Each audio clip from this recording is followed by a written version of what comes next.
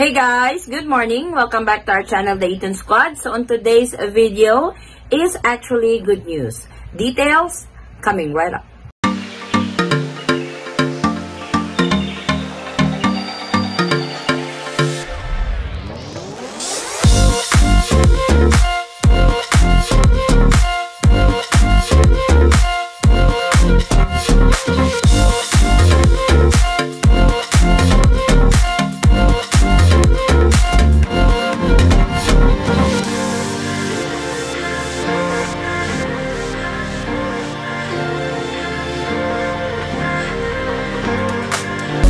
So from bad news, because there are several areas in the Metro Manila and Quezon City that are currently on localized lockdown, the President of the Philippines, President Rodrigo Duterte, is still determined to reopen the economy of the Philippines in weeks' time. So is this really the reopening that everyone has been waiting for? So let's all listen to the statement from our President, President Rodrigo Duterte. As we gradually reopen our society and economy to recover from the pandemic, I would like to remind the transportation sector and the traveling public to continuously observe public health and safety protocols, especially in the public transportation facilities. Ito nga ang nakaproblema. I'm in a quandary, really. Insisting on the observance of protocols. Pero makita mo naman sa Quiapo, sa mga bus, hindi masusunod eh. Lisod ga ayo sundon kay daghang tao, but 9 million or so people are there in the urban areas. Paglakbasing maglakaw lang, even if the mere fact of just walking, you have to navigate yourself to a throng of people. I actually agree with what President Rodrigo Duterte said. Social distancing is really impossible to implement, and social distancing is really impossible to follow. The face mask and the face shield are easy to implement because everybody is mandatory to wear it. But the social distancing, like he said, if you guys are going to Quiapo or the crowded areas in the Metro Manila, you will have to navigate yourself if you are going to a certain store or a certain shop. So there is absolutely zero social distancing in that area. Not just in the Metro Manila area, here in our area in General Santos City, social distancing is not even followed. If you go to our public market, there is no social distancing there. Everybody wears face mask and everybody wears face shield, but the social distancing, this is really impossible to implement, or this is really impossible to follow. It's just the reality. Pero kayo na lang ang mag-intindi niyan because that is really the advice also of the WHO. So galing ito sa kanila. Kamu na lang magtimpla-timpla kung saan ninyo.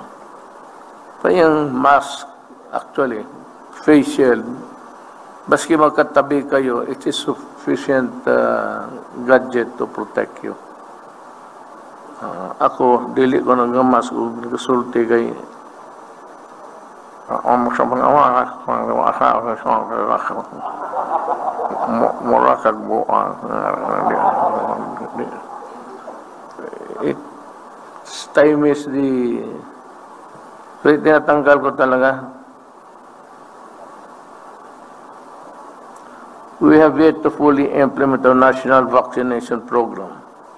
Prior to this, increased mobility must be done with utmost caution and responsibility. Now, this is the devil and the deep blue sea tayo.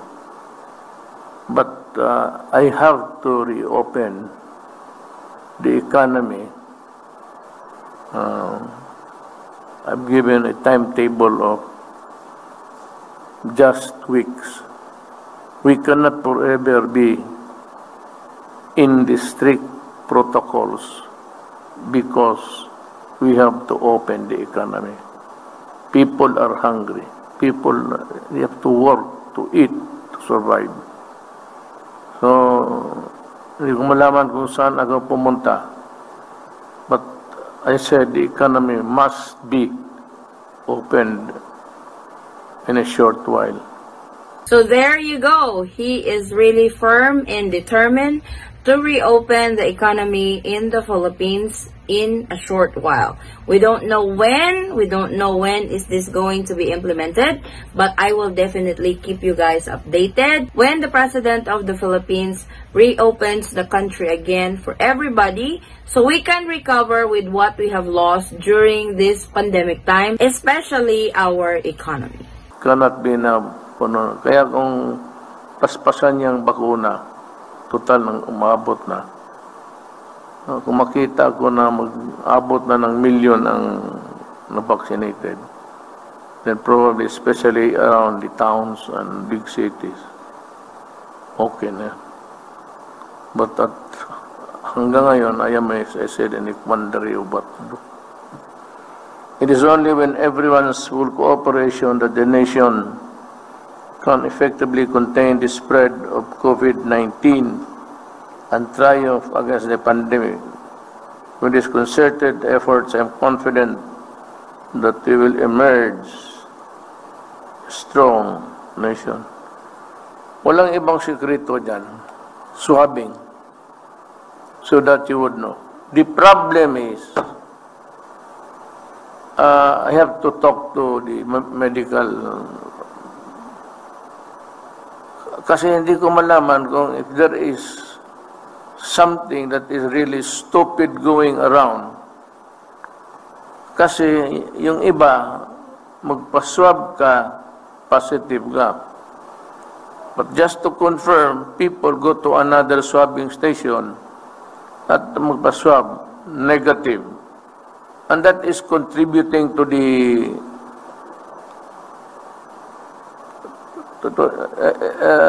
parang ano ng tao. They are not comfortable with the system that we're having now. So I have to get to call these people again and sabihin ko, ano ba talaga itong put? Kasi false positive, false negative. Hindi mo malaman, ano ba ito, totohanan? Iba yan dyan, peke. So, I will have to order the police again. Wala akong ibang mas utusan. Hindi ko mautusan yung mga doktor. I have to order the police and the military to find out and arrest these people. At saka yan napapabili ng bakuna. Nako. Huwag ka sanang mahuli. Pag nahuli ka, patawag ito sa Malacanang. I'm really glad that President Rodrigo Duterte has brought this up because I have heard of several cases like this, that false positive and stuff like that they would get tested and they test positive, then they will do a second opinion, they will test negative. I'm glad to know that he's going to take actions on this and get to the bottom of it, because if the system is so screwed up, people will not trust anymore doing swab testing because they know that it can be fake and it can be bribed if that's what's going on right now. But I'm glad that he brought this up, and I'm glad that he's going to take actions on who's responsible of these issues. He also addressed that there might be fake COVID-19 vaccines. So please be aware, as a citizen of the Philippines, we really have to be cautious on who are we dealing with, especially when COVID-19 vaccines are already available to the community. Let's be responsible and let's be cautious on where to get the legit COVID-19 vaccines. Because the President has probably heard of this fake COVID-19 vaccines. So he is aware of this issue. And I'm glad that he is already giving us a heads up on these fake vaccines, fake swab test results, and all that stuff. And I really hope that he take actions on this as soon as possible. So what do you think of this statement from our President Rodrigo Duterte? So let's keep an eye on the reopening of the economy here in the Philippines. Like he mentioned, he's really determined to reopen the economy here in the Philippines again in weeks time. And I will definitely keep you guys updated when this is implemented. Thank you so much guys for watching. If you find this video helpful, please give it a thumbs up and share it with your friends and family whom you know that can use this video as reference. If you are new to our channel, welcome. We do travel updates, and if you are not a subscriber yet, please consider subscribing and don't forget to hit that notification bell so you will be notified on updates like this. And to our subscribers and new subscribers, thank you so much for the continued support and trust to our channel, The Eaton Squad. I hope to see you guys in our next travel update. Stay safe, stay healthy, and God bless everyone. Bye!